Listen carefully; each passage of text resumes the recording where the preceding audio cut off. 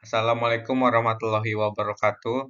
Perkenalkan, nama saya Muhammad Bayi Haki Hakim dengan NIM 2336968 dari jurusan Prodi Ilmu Hukum kelas 001.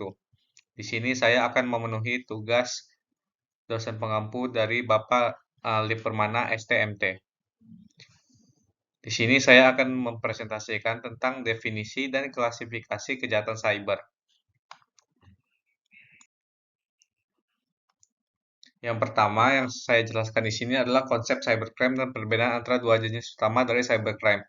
Definisi cybercrime sebenarnya masih membingungkan dan menciptakan variasi pandangan di kalangan akademisi, ahli keamanan, dan penggunaan. Mereka kemudian memberikan definisi inklusif untuk cybercrime dan crimeware, serta membagi cybercrime menjadi dua kategori. Diskusi tentang cybercrime bisa ditemukan dalam berbagai sumber termasuk jurnal akademik, majalah komputer umum, artikel koran dan online, dan itu telah menjadi subjek film, program televisi, siaran radio. Namun meskipun ada penerimaan dan pengetahuan tentang istilah tersebut, terdapat pandangan yang sangat berbeda tentang apa itu cybercrime. Kurangnya kejelasan definisi itu ini menjadi masalah karena mempengaruhi setiap aspek pencegahan dan penanggulangan. Selain itu, penelitian menunjukkan bahwa jumlah orang dan bisnis yang terkena dampak oleh berbagai jenis cybercrime yang dirasakan semakin meningkat tanpa tanda-tanda penurunan mengkaji berbagai dimensi cybercrime. Kembali lagi terdapat dua jenis cybercrime. Yang pertama adalah type 1 yang bersifat teknologis dan type 2 yang memiliki unsur manusia lebih kuat. Yang kedua yang saya jelaskan di sini adalah definisi. Meskipun kata cybercrime telah menjadi umum digunakan, banyak orang akan sulit mendefinisikan secara tepat apa itu cybercrime.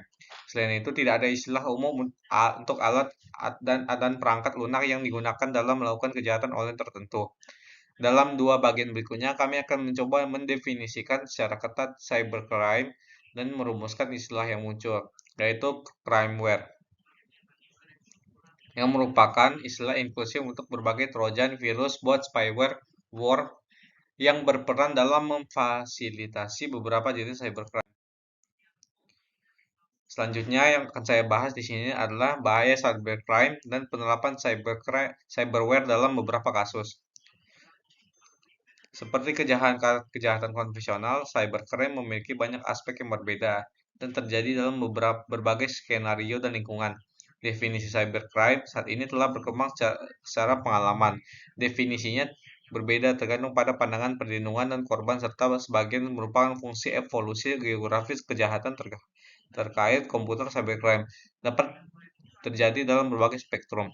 Dalam banyak hal, argumen kami mengenai cybercrime mirip dengan argumen sebelumnya mengenai kegunaan kata cyberterrorism. Dalam kasus cyberterrorism, kami percaya istilah tersebut sendiri menyesatkan karena cenderung menciptakan representasi vertikal dari masalah yang pada dasarnya bersifat horizontal. Demikian pula, seorang penjahat tidak akan peduli apakah kejahatan tersebut bersifat cyber atau tidak. Sebaliknya, semua metode yang tersedia akan dieksploitasi. Selanjutnya yang saya akan jelaskan ini adalah crimeware, perangkat lunak yang digunakan dalam cybercrime. Terkadang disebut sebagai crimeware dilihat sebagai contoh untuk definisi penggunaan umum dan mendefinisikan crimeware sebagai perangkat lunak yang digunakan langsung atau tidak langsung dalam melakukan tindakan kriminal dan umumnya tidak dianggap sebagai aplikasi perangkat lunak yang diinginkan dari perspektif pengguna komputer dan tidak secara sukarela memungkinkan kejahatan. Selanjutnya yang akan saya jelaskan di sini adalah perspektif dan sudut pandang. Definisi cybercrime dan pemisahan jenis-jenis cybercrime sangat penting karena beberapa alasan. Definisi memberikan penelitian bahasa bersama yang diperlukan untuk kolaborasi yang lebih baik. Selain itu, definisi membantu menentukan waliko masalah yang akan diatasi dan diperlukan untuk komunikasi yang jelas tentang satu subjek. Sayangnya, definisi-definisi crimeware yang digunakan saat ini oleh populasi umum dan ahli tidak dapat membedakan secara tepat antara perangkat lunak yang sah yang digunakan untuk memfasilitasi kejahatan dan perangkat lunak yang tujuannya utamanya adalah untuk melakukan kejahatan. Ini menjadi masalah karena perangkat lunak tidak memiliki niat sebaliknya.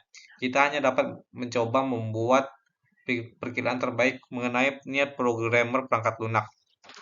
Dua definisi yang diberikan sebagai contoh menginstalasi mengilustrasikan kebingungan ini, dan penulis menunjukkan bahwa klaim perangkat lunak yang didefinisikan sebagai klaim menyebabkan kejahatan dilakukan tidak didukung secara memadai. Beberapa definisi cenderung terlalu memperluas kisaran program yang bisa dianggap sebagai crimeware. Dalam mengatasi isu-isu yang diperlukan oleh definisi operasional crimeware, penulis mempertimbangkan yang dijelaskan sebelumnya. Kasus ini memahami beberapa tindakan penting yang harus ditangani dalam cybercrime. Yang selanjutnya yang akan saya jelaskan adalah topik penelitian tentang masa depan. Penelitian ini membahas pembagian alami antar berbagai jenis cybercrime. Yang dijelaskan dalam artikel, penelitian masa depan dapat membangun pada kerangka ini dengan mengeksplorasi jenis kejahatan lain yang cocok atau dapat mencocokkan dalam pembagian ini.